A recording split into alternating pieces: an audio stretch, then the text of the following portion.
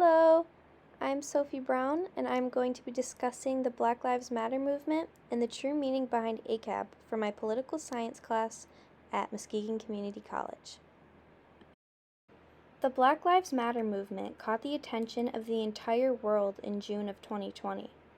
Hundreds of thousands of people came together in protest of the murder of George Floyd, in which Minneapolis police officer Derek Chauvin knelt on Floyd's throat for 9 minutes and 29 seconds. Chauvin has since been charged with both second and third-degree murder, as well as second-degree manslaughter, and was sentenced to over 20 years in prison. The protests, however, took place before Chauvin was convicted. Because of this, there was outrage about the injustice Floyd and his family was faced with, as well as the countless other African Americans who fell victim to police brutality.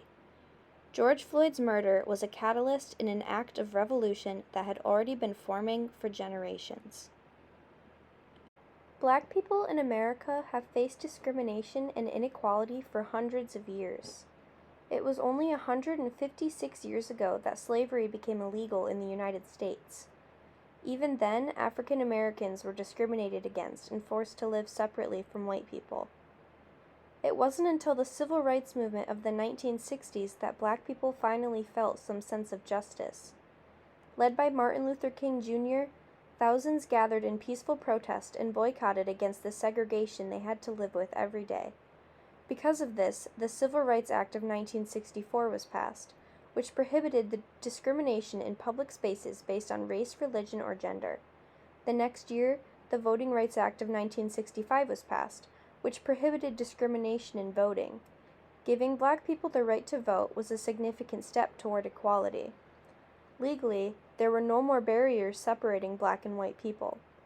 Martin Luther King Jr. paved the way for protesting for equality, and the Black Lives Matter movement would not have happened if not for his work. His words have inspired many, even to this day, and his last speech shows exactly why that is. Maybe I could understand the denial of certain basic First Amendment privileges because they haven't committed themselves to that over there.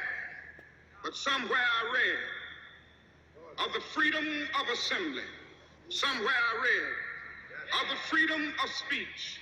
Somewhere I read of the freedom of press. Somewhere I read that the greatness of America is the right to protest far right.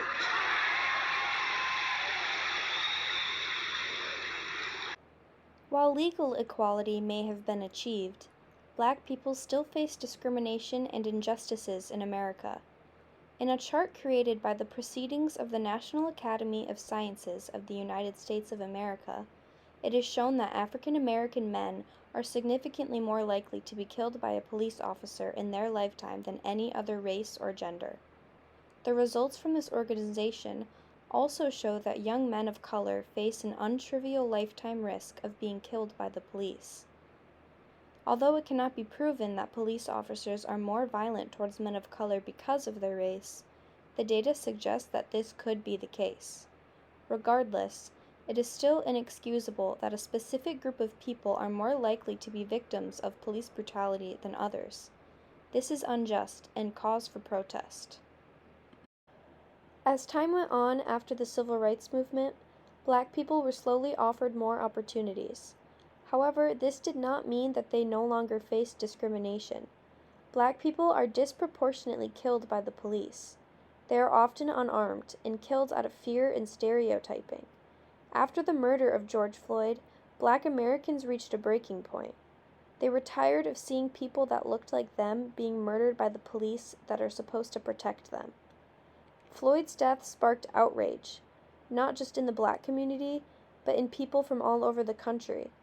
Social media and the news were filled with videos of Floyd's murder. Soon, people began to protest the justice system in the United States. I am fighting the same battle my mom and daddy fought in 1960. We fighting it in 2020. So I'm tired of keep fighting. Brothers and sisters, we have to go out and vote. Our vote do count.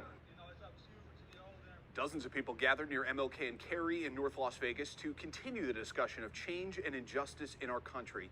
Organizers also encouraged everyone to get out and vote during Nevada's primary election tomorrow. And Sunday marked day 11 of Black Lives Matter protests here in the Valley. The Black Lives Matter movement erupted and took over the world in the days following Floyd's death. Hundreds of thousands of protesters gathered in cities across the country, and social media was flooded with black screens and informative text posts.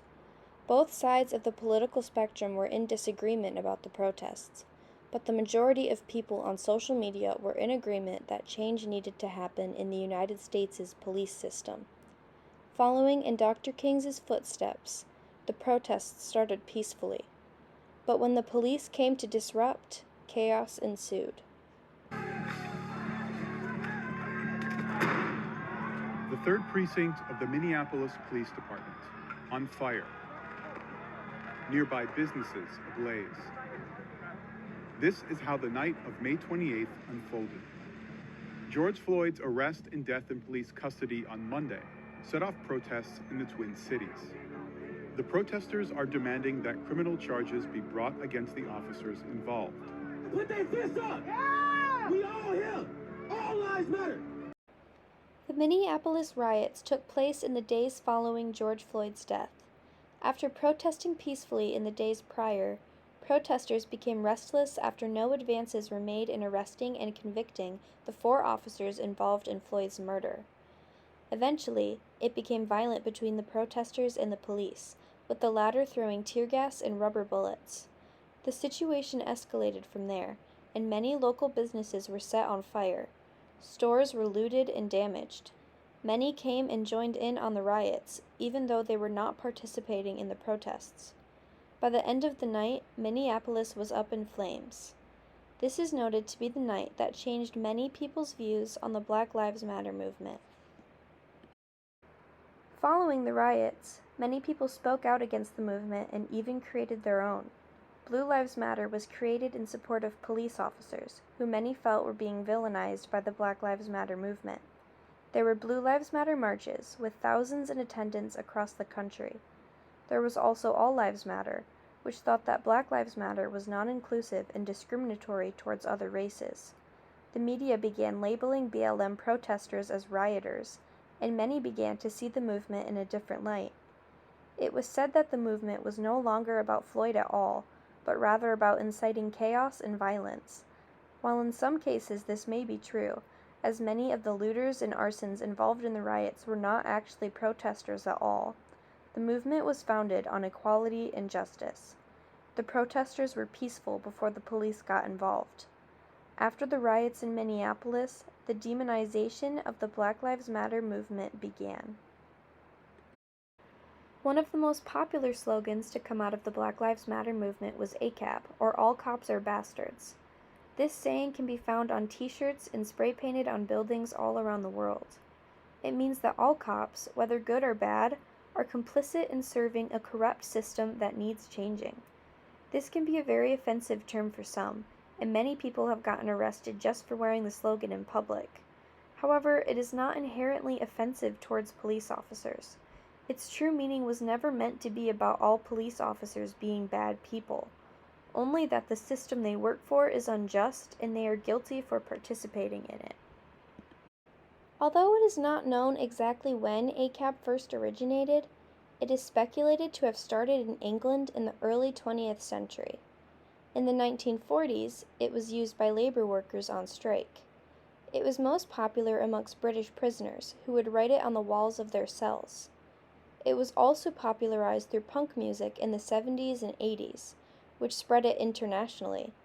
Eventually, ACAB became a worldwide acronym used in many different ways. In 2020, it was popularized in America during the Black Lives Matter movement. Because of this, it is unlikely that anyone who has not heard the slogan at least once. In a movie called We Are the Lambeth Boys from 1959, the working class men in the film can be heard singing the phrase.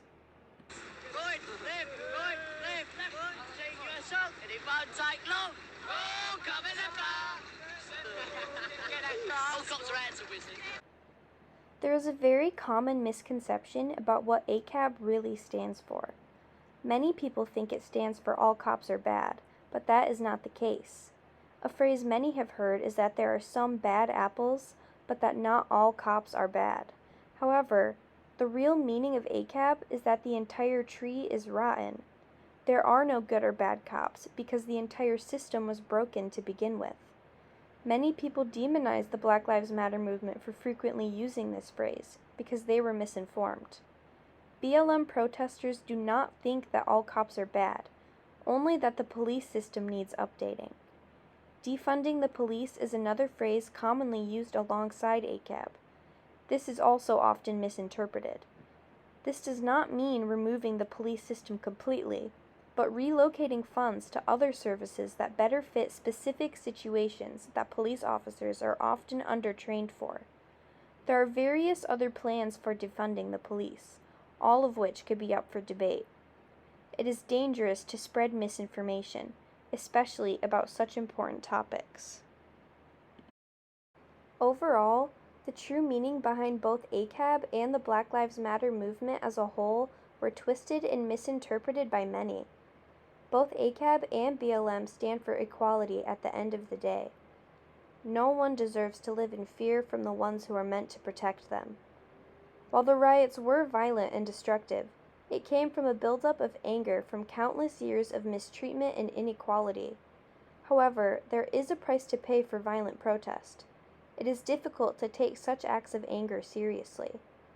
This proved to be true for BLM, as the media was quick to show the protests in a negative light. In the end, no one is evil, and all people deserve to live equally amongst one another. This is my works cited with my articles, as well as all of the images used and the videos presented. Thank you for watching.